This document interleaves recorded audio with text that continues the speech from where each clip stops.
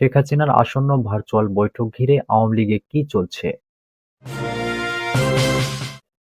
জানাবো, ফুটবল একসময় সবচেয়ে জনপ্রিয় খেলা ছিল, আওয়ামী লীগ সেটা নষ্ট করেছে। এদিকে স্বৈরাচারের সহযোগীদের রাজনৈতিক দলে ঢোকালে প্রতিরোধ করা হবে।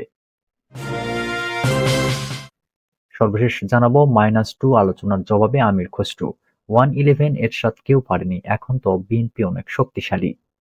এতক্ষণ শুনছিলেন সংবাদ শিরোনাম, এবারে বিস্তারিত।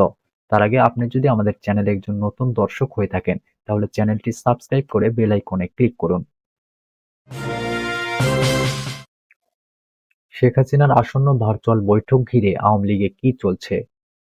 বাংলাদেশে আন্দোলনের মুখে গত আগস্টে ক্ষমতা হারানো আওয়ামী লীগের নেতাকর্মীদের সঙ্গে দলীয় সভানেত্রী শেখ হাসিনার একটি ভার্চুয়াল বৈঠকের উদ্যোগ নেওয়া হয়েছে, যেখানে মূলত তিনি দিক নির্দেশনামূলক ভাষণ দেবেন এবং উদ্যোগটি সফল হলে এটি হবে ক্ষমতাচ্যুত প্রধানমন্ত্রীর সঙ্গে তার নেতাকর্মীদের প্রথম বৈঠক।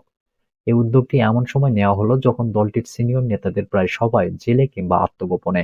অন্যদিকে আত্মগোপনে থাকা সিনিয়র নেতাদের বিরুদ্ধে দলের কর্মীদের অনেকেই সামাজিক মাধ্যমে পোস্ট দিয়ে তীব্র ক্ষোভ ও অসন্তোষ প্রকাশ করেছেন। সাবেক তথ্য প্রতিমন্ত্রী মোহাম্মদ আলী আরাফাত বলেন, আওয়ামী লীগ আগামী ২-৩ মাসের মধ্যে পূর্ণাঙ্গভাবে বাংলাদেশের রাজনীতিতে আবির্ভূত হবে। তবে সেটি কিভাবে হতে পারে সে সম্পর্কে কোনো ধারণা দেননি আওয়ামী লীগের এই নেতা। এর আগে শেখ হাসিনা লন্ডন, ফ্রান্স ও ব্রাসেলসে প্রবাসী নেতাকর্মী ও সমর্থকদের উদ্দেশ্যে ফোনে বক্তব্য দিলেও দলটির নেতাদের সঙ্গে তার যোগাযোগের কোনো তথ্য এতদিন পাওয়া যায়নি। ঢাকা, কলকাতা ও লন্ডনে থাকা আওয়ামী লীগের কয়েকজন নেতা বলেছেন, শেখ হাসিনা দলের নেতাদের উদ্দেশ্যে ভাষণ দেবেন এমন খবরে তারা উচ্ছ্বসিত এবং তারা মনে করেন বর্তমান প্রতিকূল পরিস্থিতিতে জেলের বাইরে থাকা নেতাদের মধ্যে সংযোগ স্থাপনের এর চেষ্টার মাধ্যমে আওয়ামী লীগের ঘুরে দাঁড়ানোর প্রচেষ্টা শুরু হতে যাচ্ছে। দলটির যুগ্ম সাধারণ সম্পাদক আ.ফ.ম. বাহাউদ্দিন নাসিম বলেন, শেখ হাসিনা সহ দলের নেতারা এর মধ্যেই তৃণমূলের ইউনিট নেতাদের সঙ্গে কথা বলতে শুরু করেছেন। তিনি বলেন, দেশের ৪০ ভাগ ভোটার আওয়ামী লীগের। সব প্রতিকূলতা মোকাবেলা করেই আমরা ঘুরে দাঁড়াবো। লেভেল প্লেয়িং ফিল্ড হলে নির্বাচনেও যাব। এটাই আওয়ামী লীগের ঐতিহ্য। আমরা দলকে সংগঠিত করার কার্যক্রম শুরু করেছি। এ বিষয়ে রাজনৈতিক বিশ্লেষক ও ঢাকা বিশ্ববিদ্যালয়ের শিক্ষক জুবাইদা নাসরিন বলেন, শেখ হাসিনা বা আওয়ামী লীগের রাজনৈতিক কর্মকাণ্ডে কোনো নিষেধাজ্ঞা নেই। সে কারণে তিনি তার দলের নেতাকর্মীদের সঙ্গে বৈঠক করতেই পারেন। তিনি বলেন, এমন বৈঠক হলে সেটি হয়তো হবে দলটিকে টিকিয়ে রাখার চেষ্টার অংশ হিসেবে একটি রাজনৈতিক কৌশল।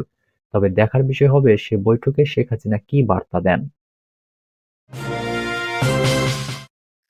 ফুটবল একসময় সবচেয়ে জনপ্রিয় খেলা ছিল, আওয়ামী লীগ সেটা নষ্ট করেছে।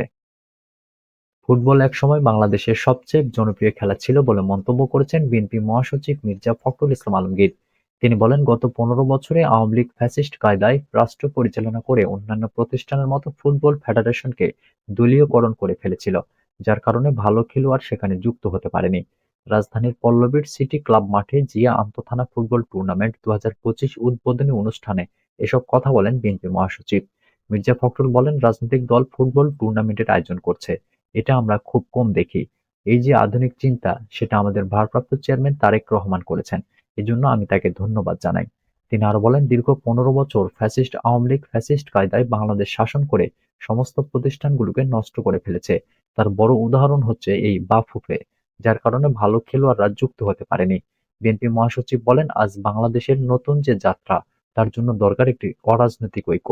মেধার চর্চা বেশি হবে, সুযোগ যেন সবাই পায়। সে সুযোগে সবচেয়ে ভালো খেলোয়াড় যেন বেরিয়ে আসে। বাংলাদেশে একসময় ফুটবল সবচেয়ে প্রিয় খেলা ছিল উল্লেখ করে মির্জা ফখরুল বলেন, আজ ফুটবল খেলার এই আয়োজন করা হয়েছে যাতে আমাদের তরুণরা বিপথে না যায়, মাদক মুক্ত থাকে। তরুণরা যেন মাঠে আসে, খেলোয়াড়রা খেলবে, অন্যরা মাঠে এসে খেলা দেখবে। ক্রিকেটের উন্নয়নে খালেদা জিয়ার ছোট ছেলে প্রয়াত আরাফাত রহমান কোকোর ভূমিকা তুলে ধরেন বিএনপি মহাসচিব। বলেন, রাজনীতির সঙ্গে ক্রীড়া ও সংস্কৃতির মিলন ঘটাতে হবে। অনুষ্ঠানে আরো বক্তব্য দেন ঢাকা মহানগর উত্তর বিএনপির আহ্বায়ক সাবেক ফুটবলার আমিনুল হক। স্বৈরাচারের সহযোগীদের রাজনৈতিক দলে ঢোকালে প্রতিরোধ করা হবে। স্বৈরাচারের সহযোগীদের কোনো রাজনৈতিক দলে প্রবেশ করানো হলে সেই দলের বিরুদ্ধে প্রতিরোধ গড়ে তোলা হবে বলে মন্তব্য করেছেন বিএনপির vice chairman doctor Asaduzzaman Ripon. জাতীয় প্রেস ক্লাবের মাওলানা আকরাম খাঁ হলে বাংলাদেশ টুমরো ফোরামের উদ্যোগে আয়োজিত জুলাই আন্দোলন ২০২৪ বৈষম্যহীন আগামীর বাংলাদেশ ও বিএনপি ঘোষিত ৩১ দফা শীর্ষক আলোচনা সভায় প্রধান অতিথির বক্তব্যে তিনি এ মন্তব্য করেন। আসাদুজ্জামান রিপন বলেন, নতুন দল বানানোর জন্য যাদের আকাঙ্ক্ষা আছে কিন্তু পতিত স্বৈরাচারের লোকজন নিয়ে দল বানাবেন, সেটা বাংলাদেশের জনগণ কোনোভাবেই মেনে নেবে না। Loud and clear. পতিত স্বৈরাচারের কোনো সহযোগীদের যদি কোনো রাজনৈতিক দল নিজ দলে প্রবেশ করান, তাহলে সেই রাজনৈতিক দলের বিরুদ্ধে প্রতিরোধ গড়ে তোলা হবে। তিনি বলেন, স্বৈরাচারের দোসরদের নিয়ে যদি কোনো রাজনৈতিক দল করার অভিপ্রায় থাকে, তাদেরকে হুঁশিয়ার করে দিতে চাই, জনগণ আপনাদের বিরুদ্ধে লড়াই করবে। বিএনপির এই ভাইস চেয়ারম্যান বলেন, শেখ হাসিনার বিচার হতেই হবে। শেখ হাসিনা এবং তার সাঙ্গপাঙ্গরা এত মানুষ হত্যা করেছে, সেই খুনিদেরকে আমরা পুনর্বাসন করতে দিতে পারি না। যারা জনগণের বিরুদ্ধে দাঁড়িয়েছে, জনগণের অধিকার হরণ করেছে, দেশের টাকা লুট করেছে এবং সম্পদ বিনষ্ট করেছে, তাদের প্রত্যেককে আমরা বিচারের আওতায় আনব। বিএনপির এই সিনিয়র নেতা বলেন, আওয়ামী লীগ দিল্লিকে ম্যানেজ করে ক্ষমতায় টিকেছিল। আওয়ামী লীগ ক্ষমতার উৎস হিসেবে ধরে নিত দিল্লিকে। সরকারের কিছু লোকজন বলেছেন, আগে সংস্কার পরে নির্বাচন। বর্তমানে বাংলাদেশে যে সংকট চলছে, এই সংকট থেকে উত্তরণের উপায় নির্বাচিত সরকারের কাছে ক্ষমতা হস্তান্তর। -2 আলোচনার জবাবে আমির খসরু, 111 এরশাদ কেউ পারেনি, এখন তো বিএনপি অনেক শক্তিশালী। বিএনপি চেয়ারপারসন খালেদা জিয়া উন্নত চিকিৎসার জন্য লন্ডনে যাওয়ার পর -2 আলোচনার সমালোচনা করে এর জবাব দিয়েছেন দলটির স্থায়ী কমিটির সদস্য আমির খসরু মাহমুদ চৌধুরী। তিনি বলেন, এরশাদ পারেনি, 111 সরকারও পারেনি, এখন তো বিএনপি আগের চেয়ে অনেক বেশি শক্তিশালী। আমির খসরু বলেন, যদি কেউ মনে মনে -2 কথা বলে, এটা তাদের মন গড়া, এটা তাদের সমস্যা। বিএনপি আজকে যেখানে দাঁড়িয়ে আছে তা হলো এই মুহূর্তে সবচেয়ে জনপ্রিয় দল, সবচেয়ে জনপ্রিয় নেত্রী খালেদা জিয়া, নেতা তারেক রহমান। বাংলাদেশের মানুষ তাদের জন্য অপেক্ষা করে আছে। যারা -2 কথা বলে, এটা আসলে তাদের চিন্তা ও ইচ্ছার কথা। তাদের এই আশা জীবনেও পূরণ হবে না।